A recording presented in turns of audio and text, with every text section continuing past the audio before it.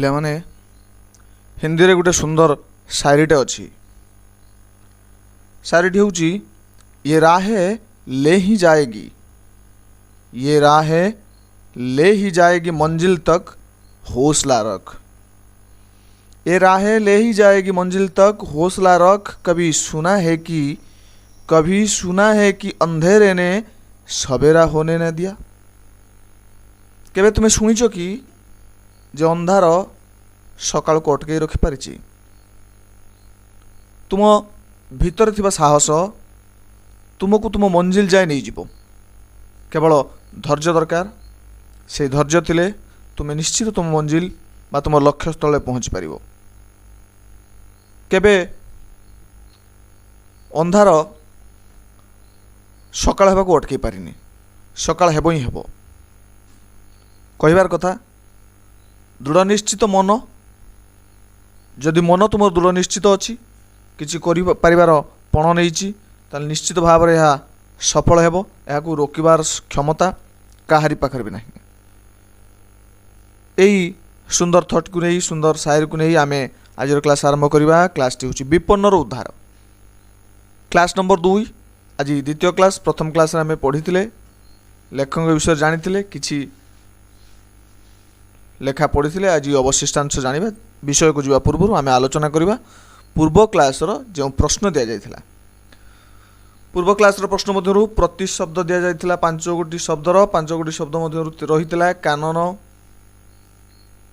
Sorry विपरीत शब्द दि जाइथिला। प्रति शब्द नुह विपरीत शब्द दि जाइथिला। विपरीत शब्द मध्य दि जाइथिला दुर्नाम जार उत्तर होउची सुनाम। भट्टा जार विपरीत शब्द हम जुआर। निस्वार्थ जार विपरीत शब्द हम स्वार्थपर। मित्र सठिक उत्तर हम शत्रु। उपकार जार सठिक उत्तर हम अपकार। आजिर प्रश्न पाई आमे क्लास शेष अपेक्षा करवा। आरंभ करवा यही क्लासटी जो एक साहसी बालक जे कि निजर सबू बाधा विघ्न को आड़ई पादरे आड़ई से सफलता आड़ को जाइछि। अन्यर सेवा करने माड़ी जाइछि। छोटिया बालकटीए ता पाखरे अस्त्र नहीं, शस्त्र नहीं, पाखरे साहस दबा कई नाहांती। घंच जंगल अरण्यर अंधार भितरे शीतरे ग्रीष्मरे कंटा बनरे सुउच्च पर्वतमाला उपरे से चढ़ी चढ़ी चलती से निखोज विमान को खोजापी। जो निखोज विमानटी निखोज होता ब्रिस्बेन को जाऊथुबा से जहाज जो कि 7 जन यात्री थे। यह ऑस्ट्रेलिया सरकार खोजी खोजी पाई नथिले एवं ताकू खोजियाकू से बाहरी पड़ता। आमे एथिरे आलोचना करथिले किभली भाव से आगू मारी जाइथिला एवं पर्वत उपर चढ़ी देखिथिला बादामी रंगर गोटे प्याच बा ताली पड़ी एवं से ताली को देखि किभली भाव से भाबिथिला या निश्चित भाव में विद्युत किंबा पेट्रोल निआरे जंगल अंशटा पड़ जाइछि बोली से स्थिर निश्चित है। एवं निबिड़ अरण्य आज आम आरंभ करवा। यही निबिड़ अरण्य अनादि कालरू से पहाड़ उपर कौन मानवर पाद पड़ी अच्छी कि नहीं संदेह।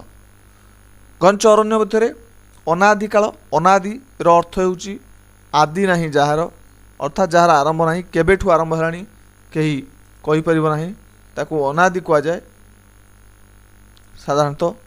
एवं से पहाड़ से जो अनादि कालरू अर्थात क्यों कालरू आरंभ होइकी एजाए जना नहीं से पहाड़ उपरे कौन सी मानवर पाद पड़ी अच्छी नहीं संदेह। अर्थात एत दिन धरिकी कौन सी मानव सेटाकू प्राय जाई नहीं कारण एते घंच जंगल ता भीतर कहीं जाई नथिबो। घंच तरुलता ओ कंटकाकीर्ण कंटा झंटा बुदारे भरपूर गुळ्म जाल बुदालिया जो कंटा जाल सब तले सड़ा पत्रर गालीचा सड़ा अर्थात पचा सड़ा पत्रर गालीचा तले एते घंच होइजे जंगल ता भीतर सूर्य किरण ठीक से पड़ी पारुनी तेणु तले सन्ध्या सब रोचे। विषाक्त कीट मक्षिका मानकर विरक्तिकर उपद्रव विषाक्त कीट जंगल मानकर एभली भाव में किसी विषाक्त कीट बसवास करती सेठारे एवं ସେମାନେ ଜୀବଜନ୍ତୁକୁ ଦଂଶନ କରନ୍ତି। ମକ୍ଷିକା ସାଧାରଣତଃ ମାଛିମାନଙ୍କର ମଧ୍ୟ ବିରକ୍ତିକର ଉପଦ୍ରବ ଅର୍ଥାତ୍ ସେମାନଙ୍କର ଯନ୍ତ୍ରଣା, ସେମାନେ ଯେଉଁ ଆକ୍ରମଣ କରୁଛନ୍ତି। ସ୍ଥାନେ ସ୍ଥାନେ ବିଶାଳ ଶିଳାଖଣ୍ଡମାନ ପଥରୁଦ୍ଧ କରି ଉଭା ହୋଇଅଛି। ଗୋଟେ ନିର୍ଦ୍ଦିଷ୍ଟ ସ୍ଥାନରେ ଶିଳାଖଣ୍ଡମାନ ପଥରୁଦ୍ଧ ଅର୍ଥାତ୍ ରାସ୍ତା ରୁଦ୍ଧ ଅର୍ଥାତ୍ ଅଟକାଇବା, ରାସ୍ତାକୁ ପୁରା ଅଟକାଇ ଦେଇଛନ୍ତି, ଯେଉଁଥିରେ କି ଯିବା ପାଇଁ ଆଗକୁ ରାସ୍ତା ନାହିଁ, ଉଭା ହେବା ମାନେ ଆବିର୍ଭାବ ହେବା। କିନ୍ତୁ ଓରିଲି ଦୃଢ଼ ପ୍ରତିଜ୍ଞ। ଓରିଲି ମନେ ମନେ ପ୍ରତିଜ୍ଞା କରିଛନ୍ତି ସେ ନିଶ୍ଚୟ ସେ ଜାଗାକୁ ପହଞ୍ଚିବେ ଏବଂ ଖୋଜିବେ ଏବଂ ସେ ଲୋକମାନଙ୍କୁ ସାହାଯ୍ୟ କରିବେ ଏବଂ ଏହାର ସନ୍ଧାନ କରିବେ। ଏହି ଦୃଢ଼ ପ୍ରତିଜ୍ଞ ମନ ନେଇ ସେ ଆଗକୁ ଯାଇଛନ୍ତି। ତାଙ୍କର ଅଙ୍ଗ ପ୍ରତ୍ୟଙ୍ଗ କଣ୍ଟାରେ ଚିରି ହୋଇ ରକ୍ତାକ୍ତ ହୋଇଗଲାଣି। ଚିନ୍ତା କରୁଛ ପିଲାମାନେ, ଜଣେ ଅନ୍ୟର ସେବା କରିବା ପାଇଁ ସେ କେତେ ପରିଶ୍ରମ କରୁଛି। ଯଦି ଆମକୁ କେହି କହିଥାନ୍ତା ଯେ ଅନ୍ୟର ସେବା କରିବା ପାଇଁ ଏତିକି କରିବା ପାଇଁ ଆମେ ଯାଇଥାନ୍ତେ, ନାଇଁ ଆମେ ଘରେ ବସିକି ଫ୍ରି ଟାଇମ୍ ପାଇଲେ ଆମେ ପବ୍ଜି ଖେଳିବା, ସେଠିକି ଯିବା ପାଇଁ ସମୟ କାହିଁ, ଆମେ ସେତିକି ସମୟରେ କେତେ ପବ୍ଜି ଖେଳିକି ଆମେ କେତେ ଟିଫିନ୍ ଆମେ ସଂଗ୍ରହ କରିପାରିବା, କେତେ ଖାଇବା ସେଠୁ ମିଳିବ ଆମକୁ, ନୁହେଁ କି? ବର୍ତ୍ତମାନ এই ପବ୍ଜି ଖେଳ ତ ବାଇବା କରୁଛି। ତ ଆମ ମନରେ ସେମିତି ସୃଷ୍ଟି ହୋଇପାରେ ନାହିଁ ଯେଉଁ କଥା ସେ ଓରିଲି ମନରେ ସୃଷ୍ଟି ହୋଇଛି, ଯେ ପରୋପକାରର କଥା, ସେ ଅନ୍ୟକୁ ସେବା କରିବାର ଯେଉଁ ଦୃଢ଼ ପ୍ରତିଜ୍ଞା। ଅଙ୍ଗ ପ୍ରତ୍ୟଙ୍ଗ କଣ୍ଟାରେ ଚିରି ହୋଇଗଲାଣି, ରକ୍ତାକ୍ତ ହୋଇଗଲାଣି। କେଉଁଠି ବୁଦା ତଳେ ଗୁରୁଣ୍ଡି ମାନେ ହାମୁଡ଼େଇ ବା ଆଣ୍ଠେଇ ଯିବାକୁ ପଡ଼ୁଛି। କେଉଁଠି ଦ୍ରାକ୍ଷାଲତାକୁ ଧରି ଗଛ ଉପରୁ ଯେଉଁ ଲମ୍ବା ଲତା ଝୁଲୁଥାଏ, ସେଇ ହେଉଛି ଦ୍ରାକ୍ଷାଲତା। ତୁମେ ଯେ ଦେଖିଥିବ ବାହୁବଳୀ ସିନେମା ଦେଖିଥିବ, କେମିତି ଗୋଟିଏ ପାହାଡ଼ରୁ ଆଉ ଗୋଟେ ପାହାଡ଼କୁ ବାହୁବଳୀ କେମିତି ଝୁଲିକି ଡେଇଁକି ପଳାଇ ଯାଉଛି, ସେଇଭଳି ଭାବରେ ସେ ମଧ୍ୟ ଝୁଲି ଶିଳାରୁ ଶିଳାକୁ ପଥରରୁ ପଥରକୁ ଡେଇଁ ପଡ଼ିବାକୁ ଯାଉଛି ଡେଇଁକି। ଝାଳ ଲାଗି ଦେହ ସାରା ପୋଡ଼ିଲାଣି। ଝାଳରେ ଲବଣାକ୍ତ ଅଂଶ, ତେଣୁ ସେ ଝାଳ ଲାଗିକି ଦେହ କଣ୍ଟା ଝଣ୍ଟା ଲାଗିଛି ଏବଂ ସେଥିରେ ଝାଳ ଲାଗୁଛି, ଲୁଣ ଲାଗିଲା ଭଳିଆ ଲାଗୁଛି, ପୋଡ଼ୁଛି, ବହୁତ ଜୋରରେ ପୋଡ଼ୁଛି। କିନ୍ତୁ ବିଶ୍ରାମ ନକରି ଉନ୍ମାଦଗ୍ରସ୍ତ ଅର୍ଥାତ୍ ପାଗଳପ୍ରାୟ ସେ ହେଇଯାଇଛି। ଉନ୍ମାଦଗ୍ରସ୍ତ ପରି ସେ ଅରଣ୍ୟର ସେଇ ଦଗ୍ଧ ଅଂଶରେ, ଦଗ୍ଧ ଅର୍ଥାତ୍ ପୋଡ଼ି ଯାଇଥିବା ଦଗ୍ଧ ଅଂଶରେ ପହଞ୍ଚିବାକୁ ଆଗେଇ ଚାଲିଛନ୍ତି। ନିମ୍ନମୁଖୀ ଜଳସ୍ରୋତ ଓ ଦୃଢ଼ ପ୍ରତିଜ୍ଞ ସାଧକର କିଏ ଗତିରୋଧ କରିପାରିବ? ଏହା ହେଉଛି ସରଳାର୍ଥ ପଡ଼ିବ, ନିଶ୍ଚୟ ମନେ ରଖିବ। ସୁନ୍ଦର ଧାଡ଼ିଟିଏ। ନିମ୍ନମୁଖୀ ଜଳସ୍ରୋତ ଅର୍ଥାତ୍ ତଳକୁ ମୁହଁ କରିଥିବା ଜଳସ୍ରୋତ। ସାଧାରଣତଃ ଜଳର ଧର୍ମ ହେଉଛି ନିମ୍ନଗାମୀ, ତଳକୁ ହେବା। ସିଏ ତାକୁ ଯେତେ ତୁମେ ପଥର ପକାଇକି ଅଟକାଇ ଦେଲେ ବି ସେ ଆଉ ଗୋଟେ ବୁଲିକି ପୁଣି ତଳକୁ ପଳେଇ ଆସିବ। ପାହାଡ଼ ଉପରୁ ଗୋଟେ ଝରଣା ବହୁଛି, ତୁମେ ତାକୁ ବନ୍ଧ ପକାଇ ଅଟକାଇ ଦେଲେ ସେ ଫୁଲ୍ ହେଇକି ପୁଣି ପଳେଇ ଆସିବ। ତାକୁ ତୁମେ ପଥର ତା ଆଗରେ ରଖିଦେଲେ ବୁଲିକି ଗୋଟେ ପଳେଇ ଆସିବ। ତା ଆଗରେ ଗାତ ଖୋଲିଦେଲେ ଗାତ ପୂର୍ଣ୍ଣ ହୋଇ ପଳେଇ ଆସିବ। ସେ ତଳକୁ ଆସିବ ହିଁ ଆସିବ।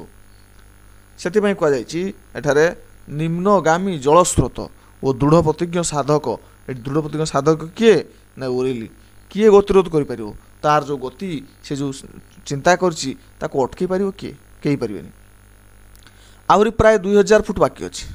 ଏମିତି ଚାଲୁ ଚାଲୁ ଆହୁରି 2000 ଫୁଟ ବାକି ଅଛି। ହଠାତ୍ ଏକ ଅଦ୍ଭୁତ ମୂର୍ତ୍ତି ତାଙ୍କର ଦୃଷ୍ଟି ପଥାରୂଢ଼ ହେଲା। ତାଙ୍କ ଆଖିରେ ପଡ଼ିଲା ହଠାତ୍ ଏକ ଗୋଟେ ମୂର୍ତ୍ତି ଅର୍ଥାତ୍ ହଠାତ୍ ସ୍ଥିର ଚିତ୍ରଟିଏ। ଦୃଷ୍ଟି ଅର୍ଥାତ୍ ତାଙ୍କ ଯେତେ ପର୍ଯ୍ୟନ୍ତ ଦେଖାଯାଉଛି ଦୃଷ୍ଟିପଥ ଦେଖାଯାଉଥିବା ରାସ୍ତା ରୂଢ଼ ଆବଦ୍ଧ କରିବା। ତାଙ୍କୁ ଦେଖାଯାଉଥିବା ରାସ୍ତା ଅବରୁଦ୍ଧ କଲା, ଅର୍ଥାତ୍ ତାଙ୍କ ଆଗରେ ହଠାତ୍ ଏକ ମୂର୍ତ୍ତି ଭଳି ଲୋକ ପ୍ରତୀୟମାନ ହେଲା। ସେ ଚମକି ପଡ଼ି କିଛି କ୍ଷଣ ଚାହିଁ ରହିଲେ। ତାକୁ କିଛି ସମୟ ଚାହିଁ ରହିଲେ। ଦେଖିଲେ ବଣର ଗୋଟିଏ ଉନ୍ମୁକ୍ତ ସ୍ଥାନରେ, ଉନ୍ମୁକ୍ତ ଅର୍ଥାତ୍ ଖୋଲା ଉନ୍ମୁକ୍ତ ସ୍ଥାନରେ ଗୋଟାଏ ଗଛକୁ ଆଉଜି ଖଣ୍ଡେ ଶିଳା ଉପରେ, ଶିଳା ଅର୍ଥାତ୍ ପ୍ରସ୍ତର ବା ପଥର, ଶିଳା କୌଣସି ମାଛ ଭାବିବନି, ଶିଳା ଉପରେ ଜଣେ ମନୁଷ୍ୟ ବସି ରହିଛି। ଏହି ଦୃଶ୍ୟରେ ସେ ଏତେ ଦୂର ଅଭିଭୂତ ହୋଇପଡ଼ିଲେ ଯେ ସଙ୍ଗେ ସଙ୍ଗେ ଲୋକଟିକୁ ଡାକ ପକାଇଲେ। ସେ ପୁରା ଅଧୀର ହୋଇପଡ଼ିଲେ, ଖୁସିରେ ଅଭିଭୂତ ହୋଇପଡ଼ିଲେ, ବହୁତ ଖୁସି ହୋଇପଡ଼ିଲେ। ଅଭିଭୂତ ଅନେକ ଖୁସି ହେଇଯିବା କାହିଁକି ନା ସେ ଯେଉଁ ସାଧନା ପଥରେ ଆଗେଇ ଆସିଥିଲେ, କିଛି ତାଙ୍କ ପାଖରେ ଆଧାର ନଥିଲା, କିଛି ପ୍ରମାଣ ନଥିଲା, କିଛି ଆଧୁନିକ ଅସ୍ତ୍ରଶସ୍ତ୍ର ନଥିଲା, କିଛି ଜ୍ଞାନକୌଶଳ ନଥିଲା। ତଥାପି ସେ ଯେଉଁ ଆଗେଇ ଆସିଥିଲେ ଭାବୁଥିଲେ ସତରେ ମୁଁ ଏ ରହସ୍ୟର ଉନ୍ମୋଚନ କରିପାରିବି କି ନାହିଁ। ତେବେ ଏବେ ସେ ଯେତେବେଳେ ଜଣକୁ ଦେଖୁଛନ୍ତି ତାଙ୍କ ମନରେ ଟିକିଏ କେଉଁଠି ନା କେଉଁଠି ଭରସା ବା ସାହସ ଜାଗ୍ରତ ହେଲା। ହଁ, ମୁଁ ବୋଧହୁଏ ପାଖାପାଖି ପହଞ୍ଚାଇ ଯିବା କାହାକୁ ଜଣକୁ ପାଇଛି। ତେଣୁ ସେ ଡାକ ପକାଇଲେ, କିନ୍ତୁ ତାଠାରୁ କୌଣସି ସଂକେତ ବା ଉତ୍ତର ପାଇଲେ ନାହିଁ। ସେ କିଛି ଉତ୍ତର ଦେଲେନି। ପରେ ନିକଟକୁ ଯାଇ ଦେଖିଲେ, ତାପରେ ସେ ତା ପାଖକୁ ଗଲେ। କାହିଁକି ଲୋକଟି ଶୁଣିଲାନି ବସିଛି ସେଠି? ସେଇ ଲୋକର ଦେହରେ ଗୁରୁତର ଆଘାତର ଚିହ୍ନମାନ ରହିଛି, ଅର୍ଥାତ୍ କେଉଁଠି କଟିଯାଇଛି, କେଉଁଠି ଫାଟିଯାଇଛି, ହାଡ଼ ଭାଙ୍ଗିଯାଇଛି, ଗୁରୁତର ଆଘାତ ରହିଛି ଏବଂ ତାର ପ୍ରାଣବାୟୁ ବାହାରିଗଲାଣି, ଅର୍ଥାତ୍ ସେ ଆଉ ବଞ୍ଚିନି, ସେ ଇହଧାମ ତ୍ୟାଗ କରିସାରିଛି, ତା ଜୀବନ ପ୍ରଦୀପ ଲିଭି ଯାଇଛି, ସେ ଯମପୁରକୁ ପ୍ରସ୍ଥାନ କରିଛି, ପ୍ରାଣବାୟୁ ବାହାରି ଯାଇଛି। ଓରିଲିଙ୍କ ମନର ଭାବ ସହଜରେ ଅନୁମାନ କରାଯାଇପାରେ। ସେତେବେଳେ ତାର ମନ କେମିତି ହେଇଥିବ ନିଶ୍ଚୟ ଅନୁମାନ କରାଯାଇପାରେ, ଯିଏକି ବିନା ସ୍ୱାର୍ଥରେ ଆଜି ଆମକୁ ଟଙ୍କାଟେ ନ ଦେଲେ ଆମେ କିଛି କାମ କରିବା ପାଇଁ ପ୍ରସ୍ତୁତ ହେଉନାହାନ୍ତି, ହେଲେ ସେ ତାର କ'ଣ ସ୍ୱାର୍ଥ ଥିଲା ସେ ଲୋକମାନଙ୍କୁ ଖୋଜିବାରେ? କିଛି ନଥିଲା। ଯେଉଁଠି ସରକାର ବିଫଳ ହେଇଥିଲେ ସେ ଆପେ ଆପେ ଯାଇ ସେଠି ନିଜେ ଖୋଜିବା ପାଇଁ ପଣ କରିଥିଲା ଏବଂ ବାହାରି ଯାଇଥିଲା। ସେତେବେଳେ ଯେତେବେଳେ ଜଣକୁ ସେ ପାଉଛି ଏବଂ ସେ ଦେଖୁଛି ସେ ଲୋକ ଜଣକ ମୃତ୍ୟୁବରଣ କରିଛନ୍ତି, ହଠାତ୍ ତାର ମନର ଭାବ କେଉଁ ପ୍ରକାର ଅବସ୍ଥା ଥିବ? ସେ ନା ଖୁସି ହେଇପାରୁଥିବ ନା ଦୁଃଖ କରିପାରୁଥିବ। କାରଣ ସେ ଖୁସି ହେଇଥାନ୍ତା ଯଦି ଲୋକଟା ବଞ୍ଚିଥାନ୍ତା, ଦୁଃଖ ବି କରିପାରୁନି, କାଳେ ସେ ଭାବୁଛି ଏଠି ମୁଁ ପହଞ୍ଚି ସାରିଲିଣି, ଯେତେବେଳେ ଜଣେ ଲୋକଙ୍କୁ ପାଇଲିଣି ଏତିକି ତ ପାଇପାରିଛି, ମୁଁ ତ ଖୋଜିକି ପାଇପାରି, ଯେଉଁଠି ସରକାର ବିଫଳ ହେଇଛନ୍ତି ମୁଁ ତ ପାଇପାରିଲି। ବିସ୍ମୟ, ଆନନ୍ଦ, ଭୟ ଓ ବିଷାଦ ଦୁଃଖ ତାଙ୍କ ହୃଦୟକୁ ଯୁଗପତ୍ ଅଧିକାର କଲା, ସମ୍ପୂର୍ଣ୍ଣ ରୂପେ ତାଙ୍କ ହୃଦୟକୁ ଅଧିକାର କଲା ତତ୍କ୍ଷଣାତ୍ ତଡ଼ିତ ବେଗରେ। ଏକାଥରେ ବିସ୍ମୟ ହେଲେ, ସେ ଆନନ୍ଦ ହେଲେ, ସେ ଖୁସି ହେଲେ, ସେ ଦୁଃଖ ହେଲେ। ଲୋକଟିକୁ ଦେଖି ସେ ବୁଝିନେଲେ ଏ ସେଇ ବିମାନର ଜଣେ ହତଭାଗ୍ୟ ଯାତ୍ରୀ, ସେଇ ବିମାନର ଏ ନିଶ୍ଚୟ ଜଣେ ହତଭାଗ୍ୟ ଯାତ୍ରୀ। କାହିଁକି ସିଓର ହେଲେ? ତୁମମାନେ ପଚାରିପାରିବ କାହିଁକି ସିଓର କାହିଁକି ହେଲେ ସେ ଯେ ସେଇ ବିମାନର ଯାତ୍ରୀ ବୋଲି? ଆଉ କିଏ ହେଇପାରନ୍ତି? କାରଣ ସେ ଆଗରୁ କହିଛନ୍ତି ଏ ଅଞ୍ଚଳ ଏତେ ଘଞ୍ଚ ଅଞ୍ଚଳ ଥିଲା ଯେ ଏଠାକୁ ବିନା କାରଣରେ କେହି ଲୋକ ଆସିବେନି। ଓଲି କାହିଁକି ଆସିଥିଲା? ନା ତାଙ୍କୁ ଖୋଜିବାକୁ ଆସିଥିଲା, ନୁହେଁ କି? ସେଠିକି ଅନ୍ୟ କାରଣରୁ ବୁଲିବା ପାଇଁ କିମ୍ବା ଅନ୍ୟ କାରଣରୁ ଆସିବା ସମ୍ଭବ ନୁହେଁ, କେହି ଆସନ୍ତି ନାହିଁ। ସେଠାରେ ଆଉ ଅଧିକ କାଳ ବିଳମ୍ବ ନ କରି ସେ ପୋଡ଼ିଯାଇଥିବା ଗଛପତ୍ର ଲକ୍ଷ୍ୟ କରି ପୁଣି ଚାଲିଲେ ଆଗକୁ। ପୁଣି ସେହିପରି ଅକ୍ଳାନ୍ତ ଅର୍ଥାତ୍ କ୍ଳାନ୍ତ ନ ହୋଇ, ଥକି ନ ଯାଇ, କ୍ଳାନ୍ତ ମାନେ ଥକିଯିବା, ଅକ୍ଳାନ୍ତ ଅଧ୍ୟବସାୟ ଓ କ୍ଲେଶକର ସାଧନା, ଅତ୍ୟନ୍ତ କଠୋର ସାଧନା କରି କିଛି ଦୂର ଅଗ୍ରସର ହୋଇ ସେ ଅରଣ୍ୟ ଜାତିମାନଙ୍କ ରୀତିକୁ ଅନୁକରଣ କରି ପାଟିରେ ଶୁଶୁକାଳି ବଜାଇଲେ। ପାଟିରେ ସେ ଶୁଶୁକାରୀ ଶବ୍ଦ କଲେ। କେତେଥର ଏଇ ଡାକ ଦେଲା ପରେ ଗୋଟାଏ ଦିଗରୁ କ୍ଷୀଣ ଉତ୍ତର ଆସୁଥିବାର ତାଙ୍କୁ ଶୁଣାଗଲା। ଇଏ ନିଶ୍ଚୟ ମନୁଷ୍ୟର କଣ୍ଠସ୍ୱର। ସେ ଜାଣିପାରିଲେ ଇଏ ନିଶ୍ଚୟ ଜଣେ ମନୁଷ୍ୟର କଣ୍ଠସ୍ୱର। ଧୀରେ ଶୁଣିଲେ କେହି ଜଣେ ପାଟି କରୁଛି ବା ତାଙ୍କ ପାଟି ତାଙ୍କ ପାଖକୁ ଶୁଭିଲା। ତାଙ୍କର ସର୍ବାଙ୍ଗରେ ତଡ଼ିତ ପ୍ରଭାବ ଖେଳିଗଲା। ତଡ଼ିତ ପ୍ରଭାବ ଅର୍ଥାତ୍ ବିଦ୍ୟୁତ୍ ବେଗରେ, ତଡ଼ିତ ଶୀଘ୍ର ବିଦ୍ୟୁତ୍ ଭାବରେ ପ୍ରଭାବ ଖେଳିଗଲା। ସେ ପ୍ରଥମରୁ ଆଶଙ୍କା କରିଥିଲେ ଯେ ବିମାନଟି ଖସି ପଡ଼ିବା ସଙ୍ଗେ ସଙ୍ଗେ ଆରୋହୀମାନେ ଯେଉଁମାନେ ଆରୋହଣ କରିଥିଲେ ବିମାନ, ଆରୋହଣର ବିପରୀତ ଅବତରଣ ବା ଅବରୋହଣ, ସମସ୍ତେ ପୋଡ଼ି ମରିଥିବେ। କିନ୍ତୁ ତାଙ୍କର ବର୍ତ୍ତମାନ ଧାରଣା ହେଲା ଯେପରି ଏକାଧିକ ବ୍ୟକ୍ତି ଜୀବିତ ଅଛନ୍ତି। ସେ ଭାବିଲେ ବୋଧହୁଏ ଅନେକ ଲୋକ ଜୀବିତ ଅଛନ୍ତି। ତାଙ୍କୁ କେମିତି ଗୋଟେ ଲାଗିଲା। କେତେକ ସମୟ ଉତ୍ତାରେ ଓରିଲି ଲକ୍ଷ୍ୟସ୍ଥଳରେ ପହଞ୍ଚି ଦେଖିଲେ ତାଙ୍କର ଅନୁମାନ ଠିକ୍। ଗୋଟାଏ ପ୍ରକାଣ୍ଡ ବୃକ୍ଷ ମୂଳରେ ବିମାନଟା ଭାଙ୍ଗି ପଡ଼ିଛି। ଭସ୍ମୀଭୂତ ବିମାନର କେତେକ ଅଂଶ ଇତସ୍ତତ ମାନେ ଏଣେ ତେଣେ ବିକ୍ଷିପ୍ତ ଚାରିଆଡ଼େ ବିଛେଇ ହୋଇ ପଡ଼ିଛି। ଚତୁର୍ଦିଗରେ କେବଳ ଭସ୍ମ ଓ ଅଙ୍ଗାର। ଚାରିଆଡ଼କୁ ଚାହିଁ ଦେଖିଲେ ଚାରିଆଡ଼େ କେବଳ ଭସ୍ମ ଆଉ ଅଙ୍ଗାର। ସେଠାରୁ କିଛି ଦୂରରେ ଦୁଇ ଜଣ ମନୁଷ୍ୟ ଶୋଇଥିବାର ଦେଖି ଓରିଲି ସେଠାକୁ ଗଲେ। କିଛି ଦୂରରେ ଦେଖିଲେ ଦୁଇ ଜଣ ମନୁଷ୍ୟ ସେଠି ଶୋଇଛନ୍ତି। ଦେଖିଲେ ଜୀବନମୃତ ଅବସ୍ଥାରେ। ଜୀବନ ମୃତ କ'ଣ ନା ଜୀବନ ବଞ୍ଚିବା, ମୃତ ମରିବା। ନା ମରିଛନ୍ତି ନା ବଞ୍ଚିଛନ୍ତି, ଅର୍ଥାତ୍ ବଞ୍ଚି ରହିଛନ୍ତି ହେଲେ ତାଙ୍କର ପ୍ରାଣଶକ୍ତି, ଜୀବନୀ ଶକ୍ତି ଚାଲିଯିବାକୁ ବସିଲାଣି। ଯନ୍ତ୍ରଣାରେ ଛଟଫଟ ହେଉଛନ୍ତି। ଓରିଲିଙ୍କୁ ଦେଖିବା ମାତ୍ରେ ସେମାନଙ୍କ ପିଣ୍ଡ ଅର୍ଥାତ୍ ତାଙ୍କ ଯେଉଁ ହୃଦୟରେ ବା ଶରୀରରେ ସତେ ଯେପରି ନବଜୀବନର ସଞ୍ଚାର ହେଲା। ନବଜୀବନ ମାନେ ନୂଆ ଜୀବନ, ସଞ୍ଚାର ସୃଷ୍ଟି ହେଲା। ଏକ ନୂଆ ଜୀବନ ଯେମିତି ସେମାନେ ପାଇଗଲେ। କାରଣ ସେ କେବେ ବିଚାର କରୁନଥିଲେ ଏତେ ଦିନ ପରେ କେହି ଜଣେ ଲୋକ ବା କେହି ଆମ ପାଖରେ ପହଞ୍ଚି ପାରିବେ, ଆମେ ଏଇଠି ପଡ଼ି ପଡ଼ି ମରିଯିବା। ହେଲେ କେହି ଜଣେ ପହଞ୍ଚି ଜାଣି ସେମାନଙ୍କ ଭିତରେ ଗୋଟେ ନୂଆ ଜୀବନ ସୃଷ୍ଟି ହେଲା। ସେ ଦୁଇ ଜଣ ସାଂଘାତିକ ଭାବରେ ଆହତ ହୋଇ ଅନାହାରରେ ମୃତ୍ୟୁ ସଙ୍ଗେ ସଂଗ୍ରାମ କରି ଏତେ ଦିନ ବଞ୍ଚି ରହିଥିଲେ। ସେ ଦୁଇ ଜଣ ଏତେ ଦିନ ଧରେ ଆହାର ଗ୍ରହଣ ନ କରି ଖାଇବାକୁ ପାଇନାହାନ୍ତି। ଖାଇବେ କେମିତି ଜଙ୍ଗଲ ଭିତରେ? ସେ ତ ନିଜେ ତ ଏଭଳି ଅବସ୍ଥାରେ ପଡ଼ି ରହିଛନ୍ତି, ଏତେ ଦିନ ବଞ୍ଚି ରହିଛନ୍ତି, ମାତ୍ର ତାଙ୍କ ଶରୀରରେ ଜୀବନୀ ଶକ୍ତି ନିଶେଷ ପ୍ରାୟ ହୋଇ ଆସିଥିଲା। ବୋଧ ହୁଏ ଓରିଲି ନ ପହଞ୍ଚିଥିଲେ ଆଉ ଅଳ୍ପ ସମୟ ଭିତରେ, ଅଳ୍ପ ଦିନ ଭିତରେ, ଅଳ୍ପ ଘଣ୍ଟା ଭିତରେ ସେ ନିଶ୍ଚୟ ପ୍ରାଣତ୍ୟାଗ କରିଥାନ୍ତେ। ଅବସନ୍ନ, ଅନାହାର କ୍ଳିଷ୍ଟ ଓ ଯନ୍ତ୍ରଣାରେ ଜର୍ଜରିତ ଏହି ଦୁଇ ଜଣ ବ୍ୟକ୍ତି उत्तुंग पर्वत उपरे, उत्तुंग माने उच्चा उच्चा पर्वत उपरे घोर अरण्य भितर शीत वर्षा सही 9 दिन काल निसहाय अवस्था कटिले। निसहाय अर्थात जहाँ सहाय हवा कहीं ना, सहाय हवा कहीं थे कि ना। आज रास्तार गोटे एक्सीडेंट हो जाऊ कि सैकलटे गड़ी पड़ू जड़े, निश्चय किसी लोक बाहरी आसवे, धरी ने हस्पिटाल नापी चेष्टा करेंगे, किंतु सेठारे से 9 दिन हो गलानी। तुम चिंता करुच गोटे दिन तुम न खाइले तुम अवस्था केमी हुए। तुम्हें घर पाखे थिला बेले तुम थोड़े चिंता कर, तुम गोटे दिन जो खाइना हाँ परदिन को केमती तुम अवस्था होची, तुम्हें जहाँ पार खाइज नुहे कि माँ भात बाढ़ी देऊ दौ तुम्हें अधा खाई सारी से तो यही अवस्था से 9 दिन धरिकी असहाय अवस्था थे। ओरिली आकस्मिक आविर्भाव हठात, आकस्मिक माने हठात, आविर्भाव माने कौन से जो पहुँचले सृष्टि बा सेठा जो प्रवेश कले देखादेले मुर्मुषु प्राण रे, मुर्मुषु अर्थात मरी मारी जाउथिबा मुर्मुषु प्राण रे कि अपूर्व साहस और भरोसा देइथिबो ताहा केवल अनुभवर कथा। ओरिली संगे संगे चा और खाद्य प्रस्तुत कर देले, ये सांगरे नहीं चाह और किसी खाद्य प्रस्तुत कर देले एवं सेमान ठारू दुर्घटनार सविशेष वृत्तांत अर्थात घटना अवगत हेले जानिले। 7 जन यात्री मध्यरु 4 जनकर घटनास्थल में मृत्यु घटी, 4 जन मरीगले हठात। अवशिष्ट जो आ रही 3 जन जीवित थे, से भर जड़े इंग्रेज युवक गुरुतर भाव आहत होते साहाय्य अन्वेषण माने खोजा बाहर जाते किंतु आउ से फेरी ना।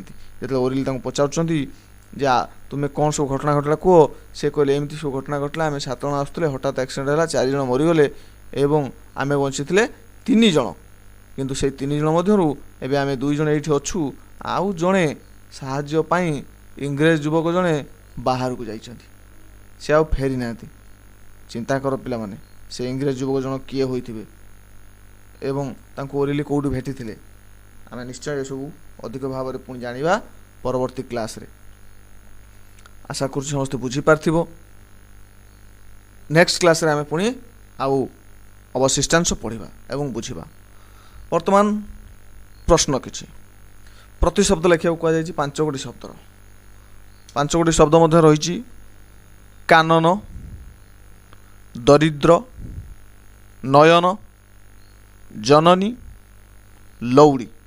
यही 5 गोटी शब्दर तुम्हें गोटे गोटे प्रतिशब्द लिख जो मैंने पूर्व लिखिक देते पूर्व क्लास रे से समस्त धन्यवाद। जो मैंने लिखी ना से लिखापी चेष्टा करेंगे, जो मैंने आमर क्लास जापर ना से जो सब्सक्राइब बटन चिपिदेवे और पाखर घंटी बटन चिपिदेवे, जो आम वीडियो अपलोड करवा तुम पाखक मेसेज रे मोबाइल खबर जीव और जहाँद्वारा जापर कि नुआ वीडियो अपलोड है। यह सहित जो वीडियो पसंद लगुच निश्चय लाइक करियो, खराब लगे डिसलाइक करियो। आम जानिबा जे वीडियो केते खराब केते भल होउछ एवं जदि मनरु किछि कहयाको इच्छा होउछ तबे निश्चय भाव कमेंट रे जणातु, बुझी न पाला मध्ये कमेंट रे जणाको अनुरोध। धन्यवाद। आम देखा आ गुटे एक क्लास रे पुणी एक नुआ बा एक नुआ विषय को नहीं कि एई विपन्नर उद्धार विषय रे तृतीय क्लास रे। धन्यवाद। पिला माने हिंदी रे गोटे सुंदर शायरीटे अच्छी। शायरीटी हूँ ये राहें ले ही जाएगी, ये राहें ले ही जाएगी मंजिल तक हौसला रख। ये राहें ले ही जाएगी मंजिल तक हौसला रख। कभी सुना है कि अंधेरे ने सवेरा होने न दिया। केबे तुम्हें शुणिच कि जो अंधार सकाल को अटकई रखिपारि। तुम भितर थिबा साहस तुमको तुम मंजिल जाए नहीं जीवो। केवल धैर्य दरकार। से धैर्य थिले तुम निश्चित तुम मंजिल बा तुम लक्ष्य स्थल पहुँची पार। केबे अंधार सकाळ हेबाकू अटकई पारिनी, सकाळ हेबो ही हेबो।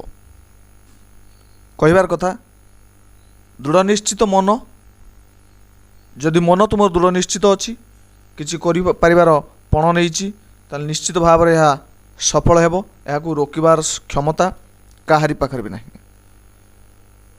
यही सुंदर थट को नहीं, सुंदर शायर को नहीं आमे आज क्लास आरंभ करवा। क्लासटी हूँ विपन्नर उद्धार। क्लास नंबर 2 आज द्वितीय क्लास। प्रथम क्लास आम पढ़ी लेखक विषय जानी किछि लेखा पढ़ी। आज अवशिष्टांश जानिबा। विषय को जीवा पूर्व आम आलोचना करवा। पूर्व क्लासर जो प्रश्न दि जाइथिला पूर्व क्लासर प्रश्न मध्यरु प्रति शब्द दि जाइथिला 5 गोटी शब्दर 5 गोटी शब्द मध्यरु रहिथिला कानन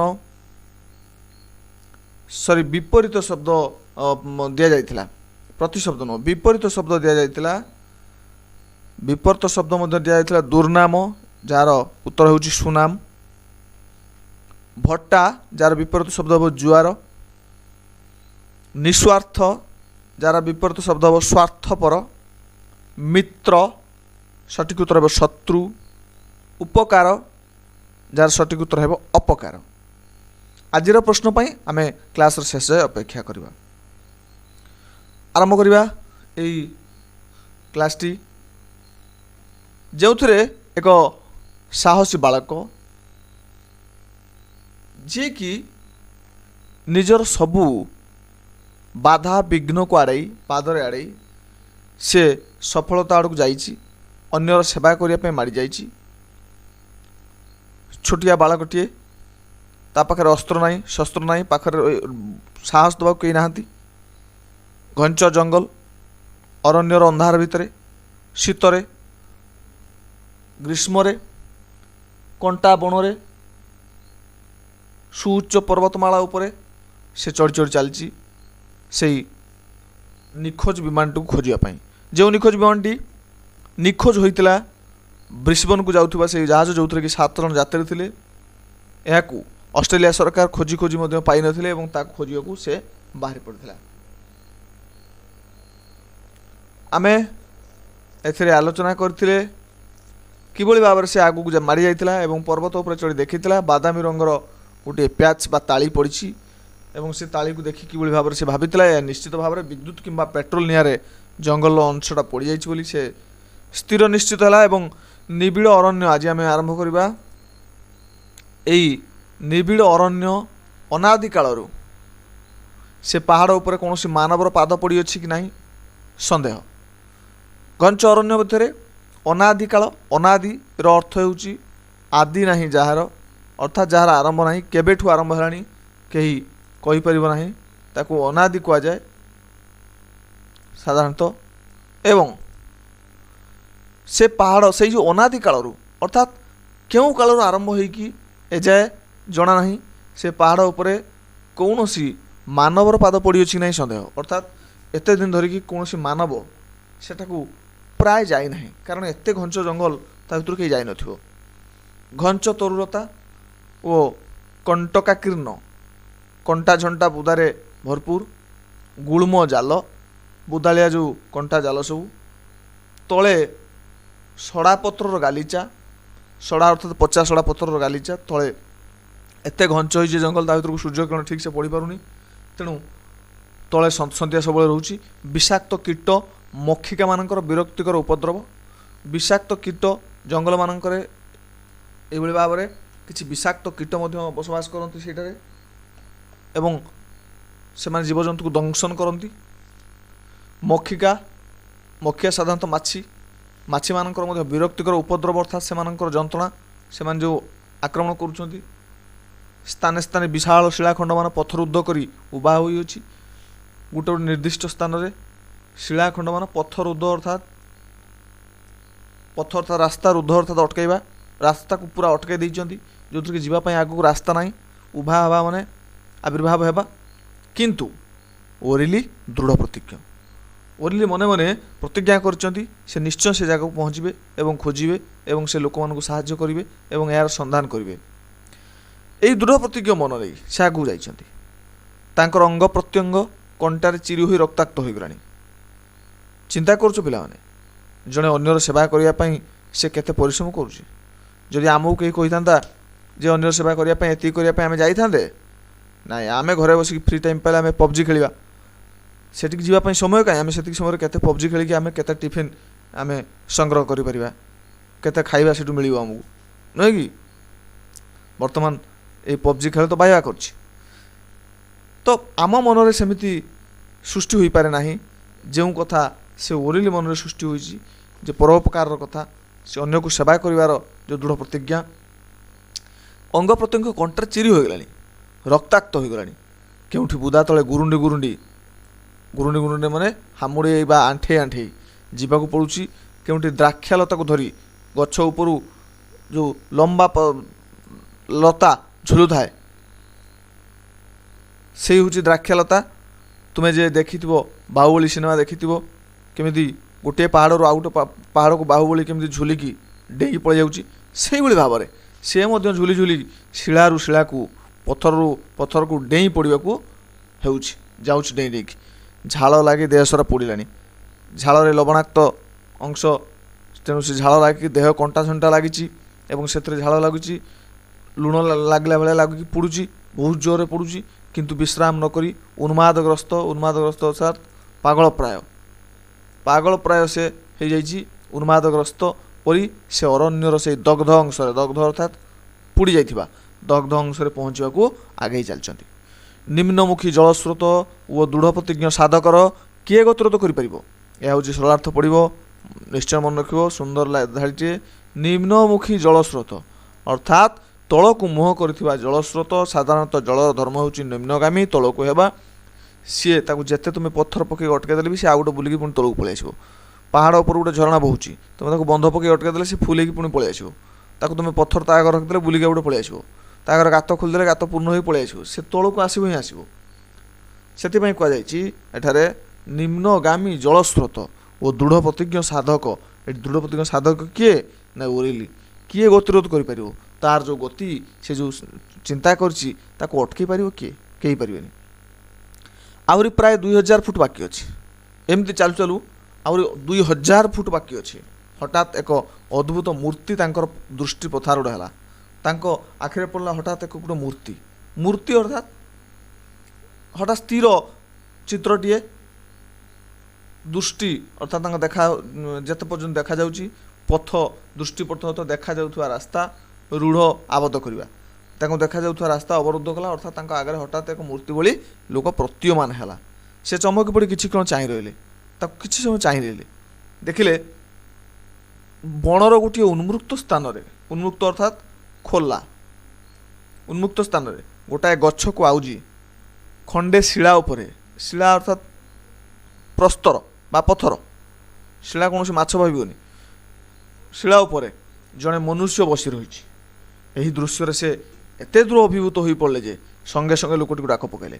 ସେ ପୁରା ଅଧୀର ହୋଇପଡ଼ିଲେ, ଖୁସିରେ ଅଭିଭୂତ ହୋଇପଡ଼ିଲେ, ବହୁତ ଖୁସି ହୋଇପଡ଼ିଲେ। ଅଭିଭୂତ ଅନେକ ଖୁସି ହେଇଯିବା କାହିଁକି ନା ସେ ଯେଉଁ ସାଧନା ପଥରେ ଆଗେଇ ଆସିଥିଲେ, କିଛି ତାଙ୍କ ପାଖରେ ଆଧାର ନଥିଲା, କିଛି ପ୍ରମାଣ ନଥିଲା, କିଛି ଆଧୁନିକ ଅସ୍ତ୍ରଶସ୍ତ୍ର ନଥିଲା, କିଛି ଜ୍ଞାନକୌଶଳ ନଥିଲା।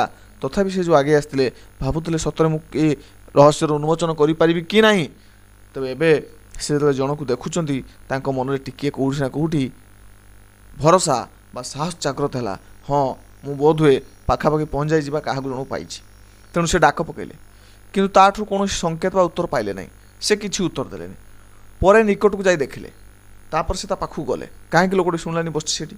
ସେଇ ଲୋକର ଦେହରେ ଗୁରୁତର ଆଘାତର ଚିହ୍ନମାନ ରହିଛି, ଅର୍ଥାତ୍ କେଉଁଠି କଟିଯାଇଛି, କେଉଁଠି ଫାଟିଯାଇଛି, ହାଡ଼ ଭାଙ୍ଗି ଯାଇଛି, ଗୁରୁତର ଆଘାତ ରହିଛି ଏବଂ ତାର ପ୍ରାଣବାୟୁ ବାହାରିଗଲାଣି। ଅର୍ଥାତ୍ ସେ ଆଉ ବଞ୍ଚିନି, ସେ ଇହଧାମ ତ୍ୟାଗ କରିସାରିଛି, ତା ଜୀବନ ପ୍ରଦୀପ ଲିଭି ଯାଇଛି, ସେ ଯମପୁରକୁ ପ୍ରସ୍ଥାନ କରିଛି, ପ୍ରାଣବାୟୁ ବାହାରି ଯାଇଛି। ଓରିଲିଙ୍କ ମନର ଭାବ ସହଜରେ ଅନୁମାନ କରାଯାଇପାରେ। ସେତେବେଳେ ତାର ମନ କେମିତି ହେଇଥିବ ନିଶ୍ଚୟ ଅନୁମାନ କରାଯାଇପାରେ, ଯିଏକି ବିନା ସ୍ୱାର୍ଥରେ ଆଜି ଆମକୁ ଟଙ୍କାଟେ ନ ଦେଲେ ଆମେ କିଛି କାମ କରିବା ପାଇଁ ପ୍ରସ୍ତୁତ ହେଉନାହାନ୍ତି। ହେଲେ ସେ ତାର କ'ଣ ସ୍ୱାର୍ଥ ଥିଲା ସେ ଲୋକମାନଙ୍କୁ ଖୋଜିବାରେ? କିଛି ନଥିଲା। ଯେଉଁଠି ସରକାର ବିଫଳ ହେଇଥିଲେ ସେ ଆପେ ଆପେ ଯାଇ ସେଠି ନିଜେ ଖୋଜିବା ପାଇଁ ପଣ କରିଥିଲା ଏବଂ ବାହାରି ଯାଇଥିଲା।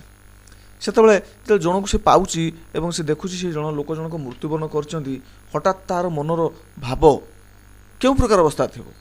ସେ ନା ଖୁସି ହେଇପାରୁଥିବ ନା ଦୁଃଖ କରିପାରୁଥିବ। କାରଣ ସେ ଖୁସି ହେଇଥାନ୍ତା ଯଦି ଲୋକଟା ବଞ୍ଚିଥାନ୍ତା, ଦୁଃଖ ବି କରିପାରୁନି। କାଳେ ସେ ଭାବୁଛି ଏଠି ମୁଁ ପହଞ୍ଚି ସାରିଲିଣି, ଯେତେବେଳେ ଜଣେ ଲୋକଙ୍କୁ ପାଇଲିଣି, ଏତିକି ତ ପାଇପାରିଛି, ମୁଁ ତ ଖୋଜିକି ପାଇପାରି, ଯେଉଁଠି ସରକାର ବିଫଳ ହେଇଛନ୍ତି ମୁଁ ତ ପାଇପାରିଲି। ବିସ୍ମୟ, ଆନନ୍ଦ, ଭୟ ଓ ବିଷାଦ ଦୁଃଖ ତାଙ୍କ ହୃଦୟକୁ ଯୁଗପତ୍ ଅଧିକାର କଲା। ସମ୍ପୂର୍ଣ୍ଣ ରୂପେ ତାଙ୍କ ହୃଦୟକୁ ଅଧିକାର କଲା ତତ୍କ୍ଷଣାତ୍ ତଡ଼ିତ୍ ବେଗରେ। ଏକାଥରେ ବିସ୍ମୟ ହେଲେ, ସେ ଆନନ୍ଦ ହେଲେ, ସେ ଖୁସି ହେଲେ, ସେ ଦୁଃଖ ହେଲେ। ଲୋକଟିକୁ ଦେଖି ସେ ବୁଝିନେଲେ ସେଇ ବିମାନର ଜଣେ ହତଭାଗ୍ୟ ଯାତ୍ରୀ। ସେଇ ବିମାନର ନିଶ୍ଚୟ ଜଣେ ହତଭାଗ୍ୟ ଯାତ୍ରୀ। କାହିଁକି ସିଓର ହେଲେ? ତୁମମାନେ ପଚାରିପାରିବ, କାହିଁକି ସିଓର କାହିଁକି ହେଲେ? ସେ ଯେ ସେଇ ବିମାନ ଯାତ୍ରୀ ବୋଲି ଆଉ କେହି ହେଇପାରନ୍ତି, କାରଣ ସେ ଆଗରୁ କହିଛନ୍ତି ଏ ଅଞ୍ଚଳ ଏତେ ଘଞ୍ଚ ଅଞ୍ଚଳ ଥିଲା ଯେ ଏଠାକୁ ବିନା କାରଣରେ କେହି ଲୋକ ଆସିବେନି। ଓଲି କାହିଁକି ଆସିଥିଲା ନା ତାଙ୍କୁ ଖୋଜିବାକୁ ଆସିଥିଲା, ନୁହେଁ କି?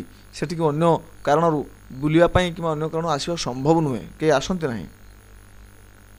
ସେଠାରେ ଆଉ ଅଧିକ କାଳ ବିଳମ୍ବ ନ କରି ସେ ପୋଡ଼ିଯାଇଥିବା ଗଛପତ୍ର ଲକ୍ଷ୍ୟ କରି ପୁଣି ଚାଲିଲେ ଆଗକୁ। ପୁଣି ସେହିପରି ଅକ୍ଳାନ୍ତ ଅର୍ଥାତ୍ କ୍ଳାନ୍ତ ନ ହୋଇ, ଥକି ନ ଯାଇ, କ୍ଳାନ୍ତ ମାନେ ଥକିଯିବା, ଅକ୍ଳାନ୍ତ ଅଧ୍ୟବସାୟ ଓ କ୍ଲେଶକର ସାଧନା, ଅତ୍ୟନ୍ତ କଠୋର ସାଧନା କରି କିଛି ଦୂର ଅଗ୍ରସର ହୋଇ ସେ ଅରଣ୍ୟ ଜାତିମାନଙ୍କ ରୀତିକୁ ଅନୁକରଣ କରି ପାଟିରେ ଶୁଶୁକାଳି ବଜାଇଲେ। ପାଟିରେ ସେ ଶୁଶୁକାରୀ ଶବ୍ଦ କଲେ। କେତେଥର ଏଇ ଡାକ ଦେଲା ପରେ ଗୋଟାଏ ଦିଗରୁ କ୍ଷୀଣ ଉତ୍ତର ଆସୁଥିବାର ତାଙ୍କୁ ଶୁଣାଗଲା। ଇଏ ନିଶ୍ଚୟ ମନୁଷ୍ୟର କଣ୍ଠସ୍ୱର। ସେ ଜାଣିପାରିଲେ ଇଏ ନିଶ୍ଚୟ ଜଣେ ମନୁଷ୍ୟର କଣ୍ଠସ୍ୱର।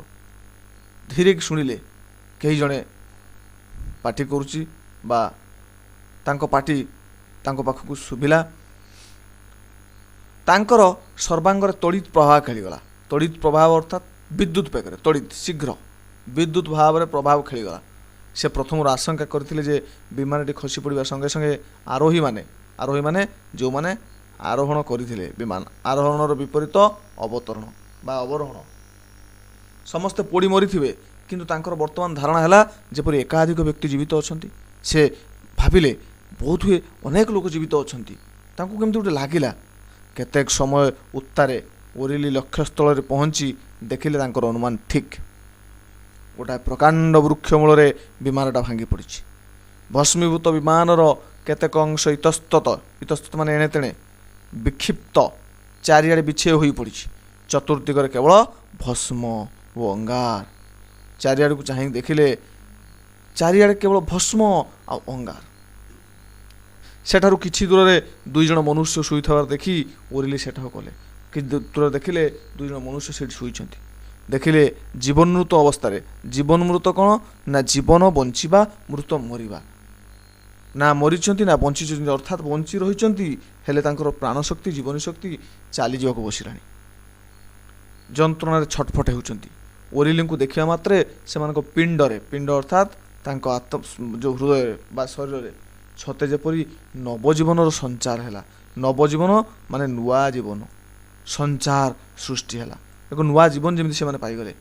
କାରଣ ସେ କେବେ ବିଚାର କରୁନଥିଲେ ଏତେ ଦିନ ପରେ କେହି ଜଣେ ଲୋକ ବା କେହି ଆମ ପାଖରେ ପହଞ୍ଚି ପାରିବେ, ଆମେ ଏଇଠି ପଡ଼ି ପଡ଼ି ମରିଯିବା। ହେଲେ କେହି ଜଣେ ପହଞ୍ଚି ଜାଣି ସେମାନଙ୍କ ଭିତରେ ଗୋଟେ ନୂଆ ଜୀବନ ସୃଷ୍ଟି ହେଲା। ସେ ଦୁଇ ଜଣ ସାଂଘାତିକ ଭାବରେ ଆହତ ହୋଇ ଅନାହାରରେ ମୃତ୍ୟୁ ସଙ୍ଗେ ସଂଗ୍ରାମ କରି ଏତେ ଦିନ ବଞ୍ଚି ରହିଥିଲେ। ସେ ଦୁଇ ଜଣ ଏତେ ଦିନ ଧରେ ଆହାର ଗ୍ରହଣ ନ କରି ଖାଇବାକୁ ପାଇନାହାନ୍ତି। ଖାଇବେ କେମିତି ଜଙ୍ଗଲ ଭିତରେ? ସେ ତ ନିଜେ ତ ଏଭଳି ଅବସ୍ଥାରେ ପଡ଼ି ରହିଛନ୍ତି, ଏତେ ଦିନ ବଞ୍ଚି ରହିଛନ୍ତି, ମାତ୍ର ତାଙ୍କ ଶରୀରରେ ଜୀବନୀ ଶକ୍ତି ନିଶେଷ ପ୍ରାୟ ହୋଇ ଆସିଥିଲା। ବୋଧ ହୁଏ ଓରିଲି ନ ପହଞ୍ଚିଥିଲେ ଆଉ ଅଳ୍ପ ସମୟ ଭିତରେ, ଅଳ୍ପ ଦିନ ଭିତରେ, ଅଳ୍ପ ଘଣ୍ଟା ଭିତରେ ସେ ନିଶ୍ଚୟ ପ୍ରାଣତ୍ୟାଗ କରିଥାନ୍ତେ। ଅବସନ୍ନ, ଅନାହାର କ୍ଳିଷ୍ଟ ଓ ଯନ୍ତ୍ରଣାରେ ଜର୍ଜରିତ ଏହି ଦୁଇ ଜଣ ବ୍ୟକ୍ତି ଉତ୍ତୁଙ୍ଗ ପର୍ବତ ଉପରେ, ଉତ୍ତୁଙ୍ଗ ମାନେ ଉଚ୍ଚା ପର୍ବତ ଉପରେ ଘୋର ଅରଣ୍ୟ ଭିତରେ ଶୀତ ବର୍ଷା ସହି 9 ଦିନ କାଳ ନିଃସହାୟ ଅବସ୍ଥାରେ କଟିଥିଲେ। ନିଃସହାୟ ଅର୍ଥାତ୍ ଯାହାକୁ ସହାୟ ହେବାକୁ କେହି ନାହିଁ। ତାଙ୍କୁ ସହାୟ ହେବାକୁ କେହି ଥିଲେ କି ନାହିଁ? ଆଜି ରାସ୍ତାରେ ଗୋଟେ ଆକ୍ସିଡେଣ୍ଟ ହେଇଯାଉ କି ସାଇକେଲଟେ ଗଡ଼ି ପଡ଼ୁ ଜଣେ, ନିଶ୍ଚୟ କିଛି ଲୋକ ବାହାରି ଆସିବେ, ତାଙ୍କୁ ଧରି ନେବେ, ତାଙ୍କୁ ହସ୍ପିଟାଲ ନେବା ପାଇଁ ଚେଷ୍ଟା କରିବେ। କିନ୍ତୁ ସେଠାରେ ସେମାନଙ୍କର 9 ଦିନ ହୋଇଗଲାଣି। ତୁମେ ଚିନ୍ତା କରୁଛ ଗୋଟେ ଦିନ ତୁମେ ନ ଖାଇଲେ ତୁମ ଅବସ୍ଥା କେମିତି ହୁଏ? ତୁମେ ଘର ପାଖରେ ଥିଲାବେଳେ ତୁମେ ଥରେ ଚିନ୍ତା କରିବ, ତୁମେ ଗୋଟେ ଦିନ ଯେତେବେଳେ ଖାଇନାହଁ ପରଦିନକୁ କେମିତି ତୁମର ଅବସ୍ଥା ହେଉଛି। ତୁମେ ଯାହା ପାରିବ ଖାଇଯିବ, ନୁହେଁ କି? ମା ଭାତ ବାଢ଼ିକି ଦେଉ ତୁମେ ମଧ୍ୟ ଅଧା ଖାଇସାରିଥିବ ସେତେବେଳକୁ। ତ ଏଇଭଳି ଅବସ୍ଥାରେ ସେମାନେ 9 ଦିନ ଧରିକି ଅସହାୟ ଅବସ୍ଥାରେ ଥିଲେ। ଓରିଲିଙ୍କ ଆକସ୍ମିକ ଆବିର୍ଭାବ, ହଠାତ୍, ଆକସ୍ମିକ ମାନେ ହଠାତ୍, ଆବିର୍ଭାବ ମାନେ କ'ଣ? ସେ ଯେଉଁ ପହଞ୍ଚିଲେ ତାଙ୍କର ସୃଷ୍ଟି ବା ସେଠାରେ ଯେଉଁ ପ୍ରବେଶ କଲେ, ଦେଖାଦେଲେ, ତାଙ୍କ ମୁର୍ମୁଷୁ ପ୍ରାଣରେ, ମୁର୍ମୁଷୁ ଅର୍ଥାତ୍ ମରିବାରି ଯାଉଥିବା, ମୁର୍ମୁଷୁ ପ୍ରାଣରେ କି ଅପୂର୍ବ ସାହସ ଭରସା ଦେଇଥିବ ତାହା କେବଳ ଅନୁଭବର କଥା। ଓରିଲି ସଙ୍ଗେ ସଙ୍ଗେ ଚା ଓ ଖାଦ୍ୟ ପ୍ରସ୍ତୁତ କରି ସେମାନେ ଦେଲେ। ଇଏ ସାଙ୍ଗରେ ନେଇଥିଲେ ଚାହା ଆଉ କିଛି ଖାଦ୍ୟ ପ୍ରସ୍ତୁତ କରି ତାଙ୍କୁ ଦେଲେ ଏବଂ ସେମାନଙ୍କ ଠାରୁ ଦୁର୍ଘଟଣାର ସବିଶେଷ ବୃତ୍ତାନ୍ତ ଅର୍ଥାତ୍ ଘଟଣା ଅବଗତ ହେଲେ, ଜାଣିଲେ। 7 ଜଣ ଯାତ୍ରୀଙ୍କ ମଧ୍ୟରୁ 4 ଜଣଙ୍କର ଘଟଣାସ୍ଥଳରେ ମୃତ୍ୟୁ ଘଟିଥିଲା। 4 ଜଣ ମରିଗଲେ ହଠାତ୍। ଅବଶିଷ୍ଟ ଯେଉଁ ଆଉ ରହିଲେ 3 ଜଣ ଜୀବିତ ଥିଲେ। ସେମାନଙ୍କ ଭିତରୁ ଜଣେ ଇଂରେଜ ଯୁବକ ଗୁରୁତର ଭାବରେ ଆହତ ହୋଇଥିଲେ। ସାହାଯ୍ୟ ଅନ୍ୱେଷଣ ମାନେ ଖୋଜିବା ବାହାରି ଯାଇଥିଲେ, କିନ୍ତୁ ଆଉ ସେ ଫେରି ନାହାନ୍ତି। ଯେତେବେଳେ ଓରିଲି ତାଙ୍କୁ ପଚାରୁଛନ୍ତି ଯେ ତୁମେ କ'ଣ ସବୁ ଘଟଣା ଘଟିଲା କୁହ, ସେ କହିଲେ ଏମିତି ସବୁ ଘଟଣା ଘଟିଲା, ଆମେ 7 ଜଣ ଆସୁଥିଲେ, ହଠାତ୍ ଆକ୍ସିଡେଣ୍ଟ ହେଲା, 4 ଜଣ ମରିଗଲେ ଏବଂ ଆମେ ବଞ୍ଚିଥିଲେ 3 ଜଣ। କିନ୍ତୁ ସେଇ 3 ଜଣ ମଧ୍ୟରୁ ଏବେ ଆମେ 2 ଜଣ ଏଇଠି ଅଛୁ, ଆଉ ଜଣେ ସାହାଯ୍ୟ ପାଇଁ ଇଂରେଜ ଯୁବକ ଜଣେ ବାହାରକୁ ଯାଇଛନ୍ତି, ସେ ଆଉ ଫେରି ନାହାନ୍ତି। ଚିନ୍ତା କର ପିଲାମାନେ, ସେ ଇଂରେଜ ଯୁବକ ଜଣ କିଏ ହୋଇଥିବେ ଏବଂ ତାଙ୍କୁ ଓରିଲି କେଉଁଠି ଭେଟିଥିଲେ। ଆମେ ନିଶ୍ଚୟ ଏସବୁ ଅଧିକ ଭାବରେ ପୁଣି ଜାଣିବା ପରବର୍ତ୍ତୀ କ୍ଲାସ୍ରେ। ଆଶା କରୁଛି ସମସ୍ତେ ବୁଝିପାରିଥିବ। ନେକ୍ସଟ କ୍ଲାସ୍ରେ ଆମେ ପୁଣି ଆଉ ଅବଶିଷ୍ଟାଂଶ ପଢ଼ିବା ଏବଂ ବୁଝିବା। ବର୍ତ୍ତମାନ ପ୍ରଶ୍ନ କିଛି। ପ୍ରତିଶବ୍ଦ ଲେଖିବାକୁ କୁହାଯାଇଛି 5 ଗୋଟି ଶବ୍ଦର। 5 ଗୋଟି ଶବ୍ଦ ମଧ୍ୟ ରହିଛି କାନନ, ଦରିଦ୍ର, ନୟନ, ଜନନୀ, ଲଉଡ଼ି। ଏଇ 5 ଗୋଟି ଶବ୍ଦର ତୁମେ ଗୋଟେ ଗୋଟେ ପ୍ରତିଶବ୍ଦ ଲେଖିବ। ଯେଉଁମାନେ ପୂର୍ବରୁ ଲେଖିକି ଦେଇଛନ୍ତି ପୂର୍ବ କ୍ଲାସ୍ରେ ସମସ୍ତଙ୍କୁ ଧନ୍ୟବାଦ। ଯେଉଁମାନେ ଲେଖି ନାହାନ୍ତି ସେମାନେ ଲେଖିବା ପାଇଁ ଚେଷ୍ଟା କରିବେ। ଯେଉଁମାନେ ଆମର କ୍ଲାସ୍ ଜାଣିପାରୁନାହାନ୍ତି ସେମାନେ ଯେଉଁ ସବସ୍କ୍ରାଇବ୍ ବଟନ୍ ଚିପିଦେବେ ଏବଂ ତା ପାଖରେ ଥିବା ଘଣ୍ଟି ବଟନ୍ ଚିପିଦେବେ। ଯେତେବେଳେ ଆମେ ଭିଡ଼ିଓ ଅପଲୋଡ଼ କରିବା ତୁମ ପାଖକୁ ମେସେଜରେ ମୋବାଇଲରେ ଖବର ଯିବ ଏବଂ ଯାହାଦ୍ୱାରା ଜାଣିପାରିବ କିଛି ନୂଆ ଭିଡ଼ିଓ ଅପଲୋଡ଼ ହେଲା। ଏହା ସହିତ ଯଦି ଭିଡ଼ିଓ ପସନ୍ଦ ଲାଗୁଛି ନିଶ୍ଚୟ ଲାଇକ୍ କରିବ, ଖରାପ ଲାଗିଲେ ଡିସଲାଇକ୍ କରିବ। ଆମେ ଜାଣିବା ଯେ ଭିଡ଼ିଓଟି କେତେ ଖରାପ କେତେ ଭଲ ହେଉଛି ଏବଂ ଯଦି ମନରୁ କିଛି କହିବାକୁ ଇଚ୍ଛା ହେଉଛି ତେବେ ନିଶ୍ଚିତ ଭାବରେ କମେଣ୍ଟରେ ଜଣାନ୍ତୁ। ବୁଝି ନ ପାରିଲେ ମଧ୍ୟ କମେଣ୍ଟରେ ଜଣାଇବାକୁ ଅନୁରୋଧ। ଧନ୍ୟବାଦ। ଆମେ ଦେଖା ହେବା ଆଉ ଗୋଟେ ଏକ କ୍ଲାସ୍ରେ ପୁଣି ଏକ ନୂଆ ବିଷୟକୁ ନେଇକି ଏଇ ବିପନ୍ନର ଉଦ୍ଧାର ବିଷୟରେ ତୃତୀୟ କ୍ଲାସ୍ରେ।